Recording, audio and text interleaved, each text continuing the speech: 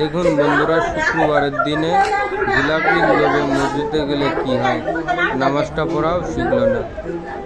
এই না হলো মুসলমান, কষ্ট লাগে।